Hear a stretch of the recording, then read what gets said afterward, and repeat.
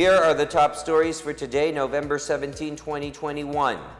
More healthcare workers lined up to get their COVID-19 booster shot. Another brand of COVID-19 vaccines gets emergency use authority from the FDA. Colleges and universities will soon shift to face-to-face classes.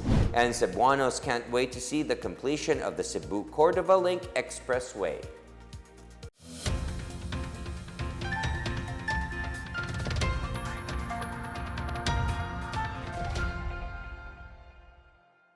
Good day, I am William Theo. Welcome to the PNA Newsroom.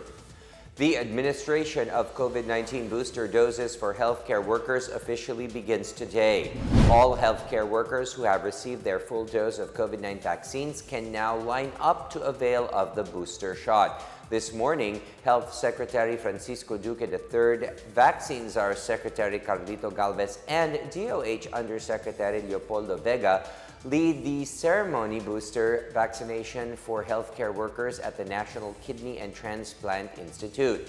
Healthcare workers have the option to receive a homologous or heterologous booster dose depending on the availability of vaccine brands at the vaccination site. In a press briefing today, Health Undersecretary Maria Rosario Vergere explains the recommended booster dose administration.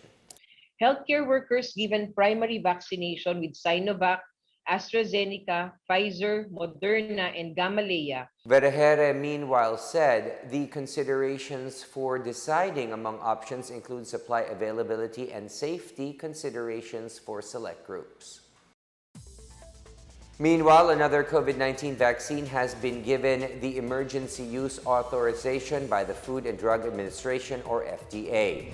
FDA Director General Eric Domingo said the agency gave a go signal for Covavax, which is a nanoparticle vaccine manufactured by the Serum Institute of India. Domingo said Covavax has an efficacy rate of 89.7% and that it will be given in 2 doses. Yung araw po na ito, meron tayong nadagdagan na isa pong bakuna na under emergency use authorization. Ito po ay nag-apply sa atin a few months ago at ito po yung tinatawag nating SARS-CoV-2 protein nanoparticle vaccine. Bagong klase po ng bakuna ito po ay yung tinatawag na protein subunit vaccine na isang parte po na pure part of the antigenic na parte po ng virus ang kanyang dire-replicate, pagkatapos ito po ang ini-inject para mag-elicit po ng immune response. Ito po yung nalalaman, kinilala siya sa brand na Covavax or sa Amerika ay Novavax. No? Ang nag-apply po sa atin dito ay ang manufacturing galing sa Serum Institute of India, kung saan Covavax po ang pangalan niya, and it is approved for the active immunization of individuals 18 years old and above. Vaccine Czar Secretary Carlito Galvez Jr. said getting vaccinated is the best Christmas gift to your loved ones. This as the Philippines is having a steady delivery of COVID-19 vaccines from various manufacturers. Just this morning, about 3.5 million doses of Sinovac vaccines procured by the national government has arrived, moving closer to the goal of protecting more Filipinos by the end of the month. The latest shipment completes the delivery of Sinovac jabs to the Philippines procured through the Asian Development Bank. Galvez said he is confident that half of the target population would be fully vaccinated by the end of the month. Moreover, about 1.3 million doses of Moderna vaccines also arrived yesterday. The government-procured jabs are intended for the pediatric age group and for the administration of booster shots of healthcare workers. Acting Presidential Spokesperson and Cabinet Secretary Carlo Nograles is positive that more local chief executives will soon come up with guidelines that will prohibit minors at malls. This after a report that a 2-year-old child tested positive for COVID-19 after visiting a mall. Metro Manila is under Alert Level 2 from November 5 to 21, which means there are no age restrictions for people leaving their homes. Under the latest classification, venues for meetings, incentives, conferences, and exhibitions or MICE have been allowed to operate at 50% capacity for indoor and 70% capacity for outdoor venues. Nawagan ang Presidente, and I quote, "I am calling all local government units to consider passing ordinances for age restriction among minors who can be allowed to go to the malls. Certainly, we cannot allow those below 12 years old or those getting or still unvaccinated to be exposed to the risk of getting COVID-19 in public places. End of quote. Nagpaalala rin ang Pangulo sa mga magulang at guardians ng mga minors na hindi bakunado. Sabi niya, and I quote, "Please be mindful of the risk. Part of caring for them is caring about their safety." The new protocols on the use of face shields will be immediately enforced in areas under alert levels 1, 2, and 3. This after President Rodrigo Duterte approved the recommendation of the Interagency Task Force to make the wearing of face shields voluntary. Acting Presidential Spokesman Carlo Nograles has announced the guidelines on the use of face shields. Batay sa memorandum ni ES Medialdea, malinaw po na dito sa Metro Manila at sa mga lugar sa ilalim ng Alert Level 1, 2 at 3, hindi na po required ang mga face shield sa mga pampublikong lugar. Sa mga lugar sa ilalim ng Alert Level 4, nasa discretion po ng mga LGU at mga private establishments. Sa mga lugar po naman na nasa ilalim po ng Alert Level 5 at nasa ilalim ng granular lockdowns, required pa rin po ang face shields. Meanwhile, wearing of face shields in all public transportation has also been lifted. DOTR Undersecretary for Administrative Services Artemio Tuazon Jr. said the use of face shields under Alert Level 1, 2, and 3 shall be voluntary. However, it will still be mandatory for areas under Alert Level 5 and granular lockdowns. Meanwhile, local government units and private establishments are given discretion to mandate the use of face shields if their jurisdiction falls under the Alert Level 4. Local government units are coming up with creative and practical ways to further ramp up the COVID-19 vaccination rate in their areas. The details from Marita Muahe. In Cebu City, the no vaccine, no bonus policy is being pushed to further ramp up the COVID-19 inoculation drive in the area. Moreover, local officials launched its Pabakuna Ta Bonanza promo, where fully vaccinated residents have a chance to win a house and lot, a brand new car, 5 motorcycles, 25,000 pesos worth of cash, groceries, flat screen TVs, and many other prizes. Its first weekly winner is a 20-year-old Ferlie Doldolea, a fully vaccinated student. She won a brand new motorcycle. In Baguio City, business establishments will start prioritizing fully vaccinated clients. This is in support to the IATF rule requiring all businesses and establishments to diligently check the vaccination cards of their customers and clients. The Baguio City government has so far vaccinated 91.74% of their target. And in Antique, beneficiaries of the Pantawid Pamilyang Pilipino program or 4-piece program are urged to get vaccinated against the COVID-19. This as only 27% of them have received the first dose, while only 10% are fully vaccinated. As such, Pantawid Provincial Link Jeffrey Gabukay said they are now prioritizing the release of the cash grant among their beneficiaries who had already been vaccinated. For the PNA Newsroom, I am Marita Muahe. The Interagency Task Force for the Management of Emerging Infectious Diseases has approved the phased implementation of limited face-to-face classes in higher education institutions.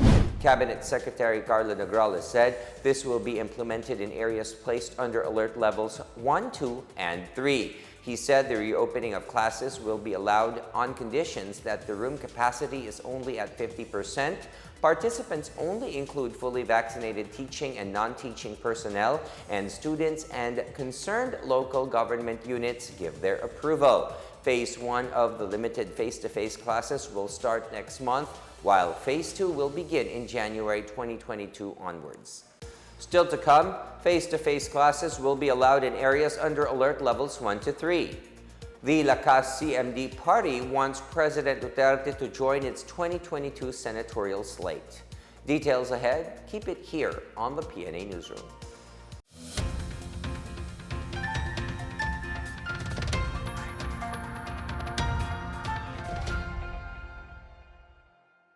Ako po si Sergeant Munoz ng Philippine Air Force para sa kampanya na Disiplina Muna na pinangungunahan ng DILG.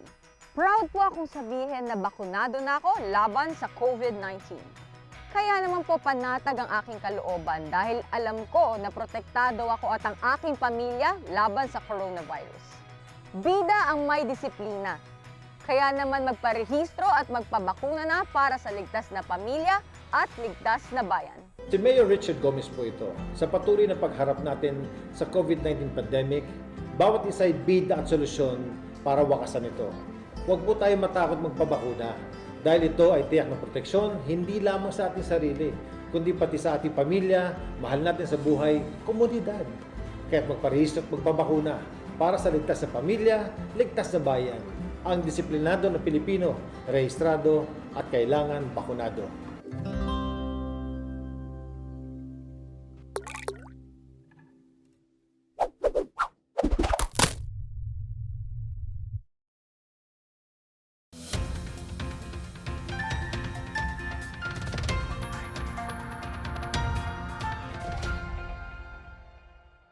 The Lakas CMD, or Christian Muslim Democrats, wants to include President Rodrigo Duterte in the party's senatorial slate for the next year's election.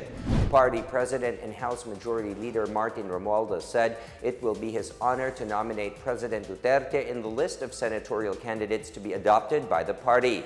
Romualdez said the party's National Executive Committee is currently finalizing the list of 12 senatorial candidates whom they will support in the elections.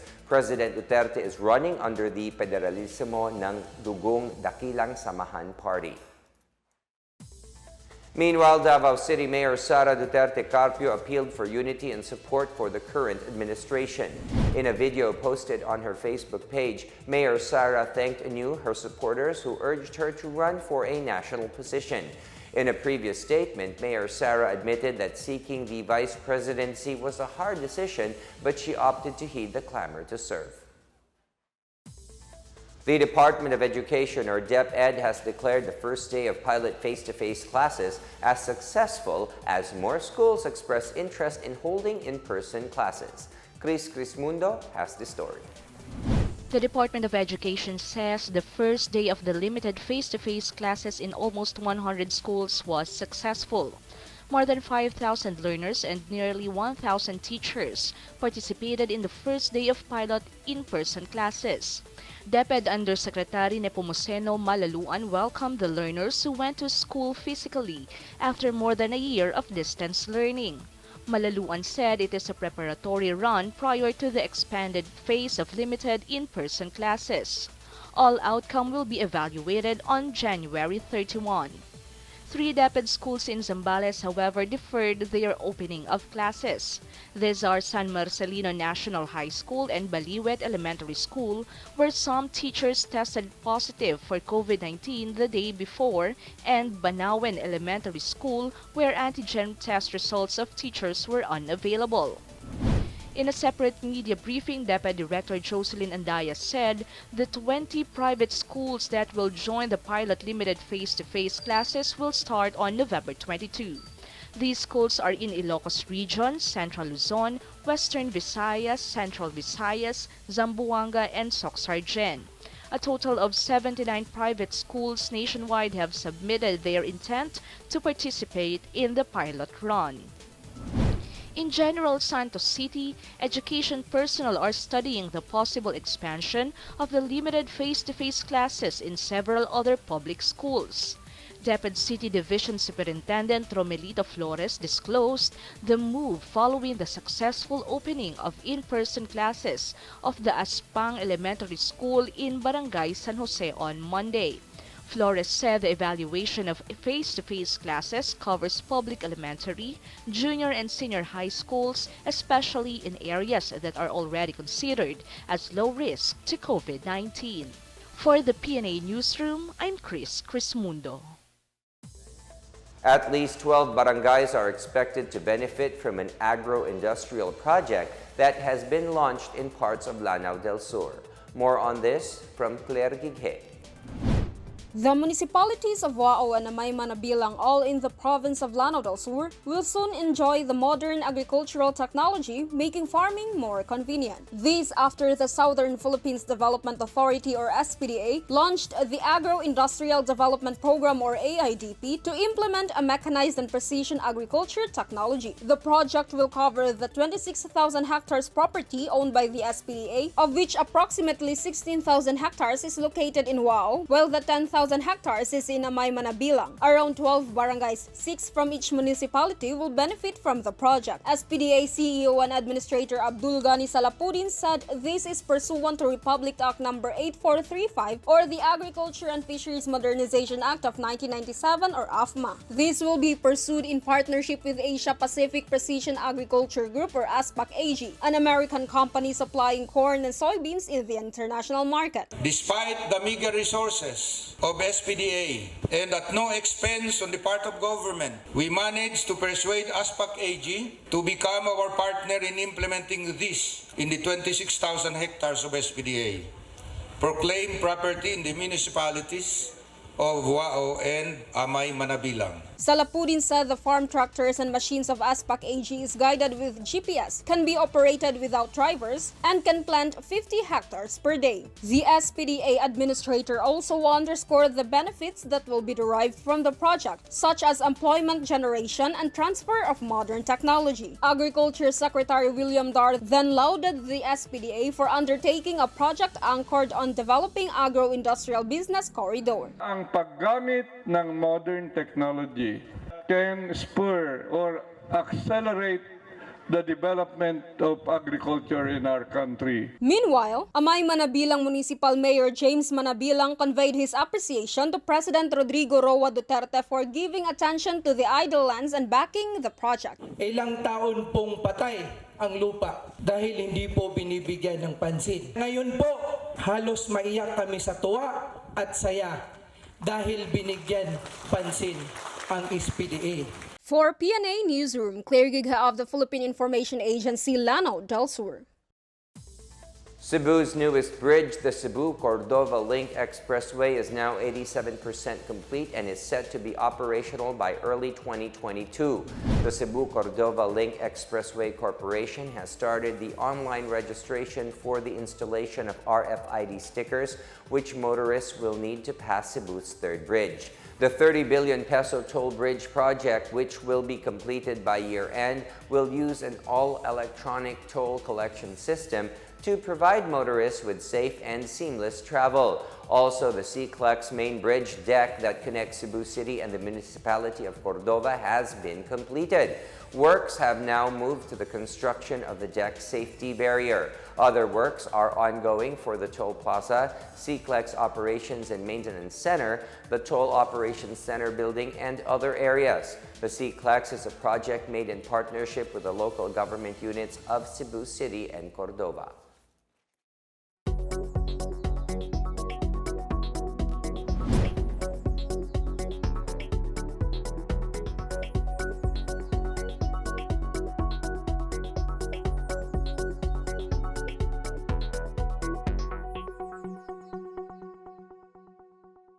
Up next, Malacanang asked the Senate to support the barangay development projects of the National Task Force to end local communist armed conflict.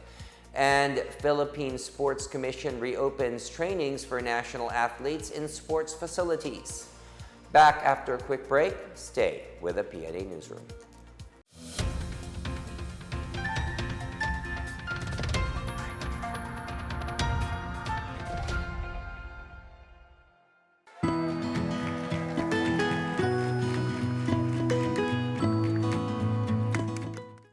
The COVID-19 pandemic has greatly changed our lives for the worse. Lives and jobs were lost and economies reached a meltdown.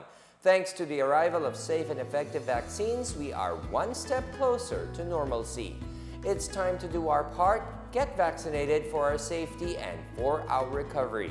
You are there in that community, go there and have yourself vaccinated by any of the vaccines available.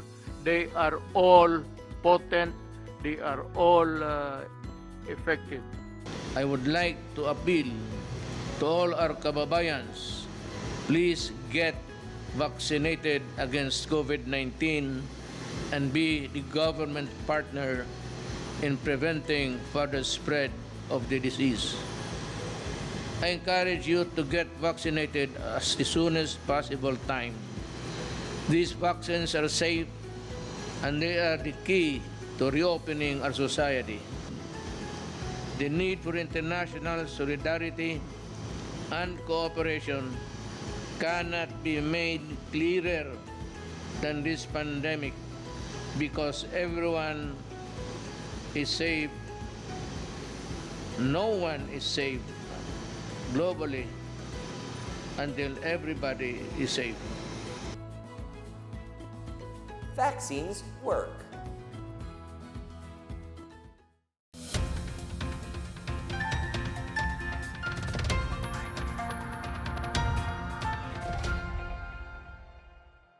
Malacanang on Tuesday appealed to the Senate to support the development projects of the National Task Force to end local communist armed conflict to maintain peace and order in the country. This came after the Senate Committee on Finance decided to cut the NTF Elcac's proposed 2022 budget from 28.12 billion pesos to a measly 4 billion.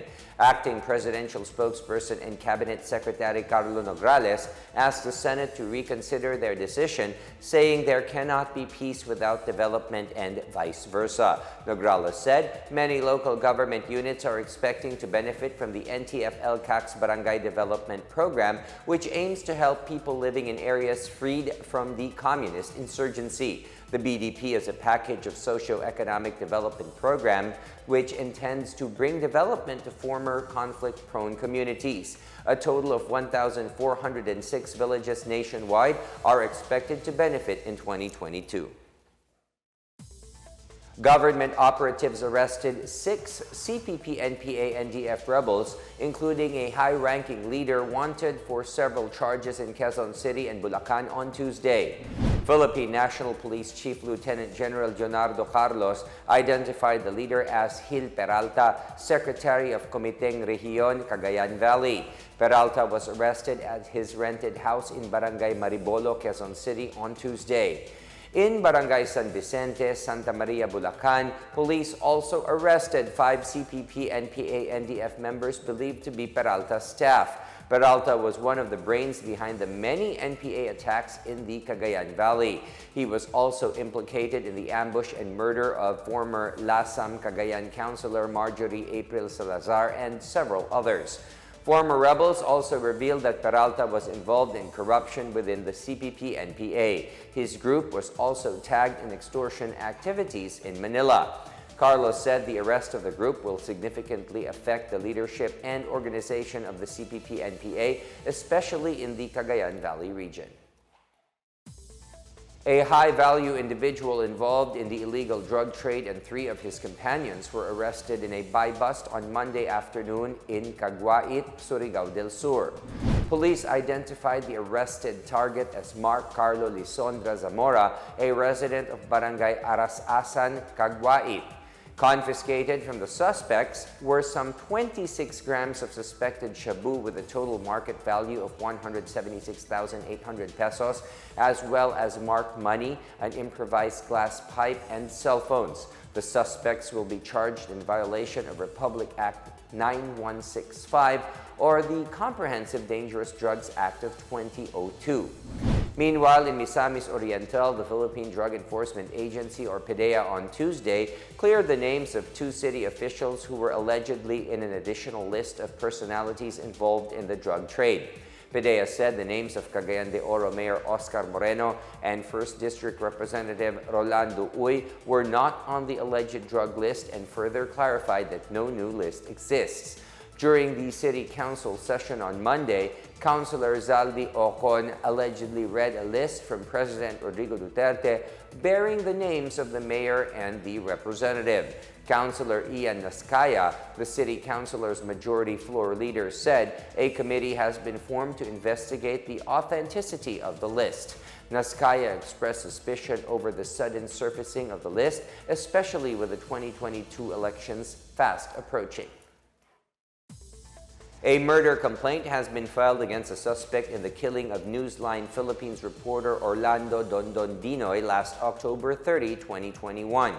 Presidential Task Force on Media Security Executive Director Undersecretary Joel C. Egco said a case for murder was filed against Brandy Mercado Campaner alias Boss Boss, the alleged gunman who shot and killed Dinoy. Egco said the task force is officially declaring the Dinoy murder case as not related to his work as a journalist. Egco said there were 3 possible motives for the killing unearthed by the Bansalan police, the strongest being a personal grudge. He commended the PNP Special Investigation Task Force Dinoy for speedily solving the crime. Egco, meanwhile, called anew for the passage of the proposed Media Workers Welfare Act that has been pending in the Senate for almost a year. The Philippine Sports Commission has cleared the national athletes to train again in one of its facilities beginning next year. The PSC said it will be reopening its facilities for the national athletes for training by January 2022. The PSC is currently operating the Rizal Memorial Sports Complex in Manila, the Phil Sports Complex in Pasig, and the Baguio Training Camp. It said it is coordinating with the Multi-Purpose Arena Interagency Task Force in PhilSports Pasig and the Baguio City local government to ensure that all safety measures are taken for the protection of athletes. It has also called on the national sports associations to submit their own COVID-19 protocols. National athletes are already preparing for major events next year, such as the Southeast Asian Games in Hanoi and the Asian Games in Hangzhou.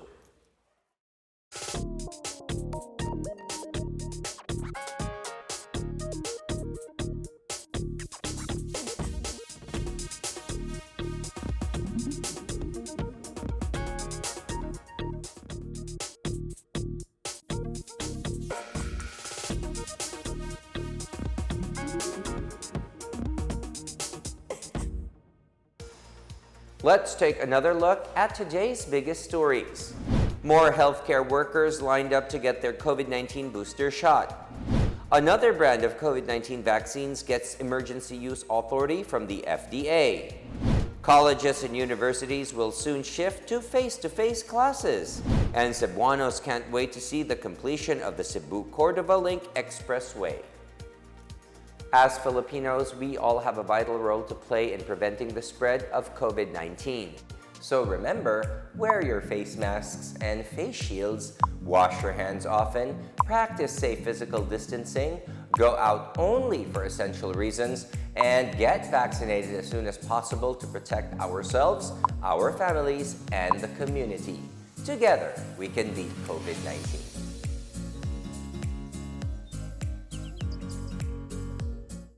Thank you for watching another episode of the PNA Newsroom. For more news content, check our webpage or log on to the Philippine News Agency's Facebook and Twitter accounts.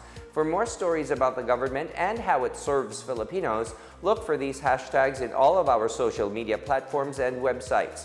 We are shown on the pages of the PCOO and its attached agencies. Also watch us on television on PTV4 and IBC 13. And it is 38 days to go before Christmas. And that's your daily dose of the biggest stories that you need to know. From the PNA Newsroom, we tell stories that inspire change. I am William Theo. Good day.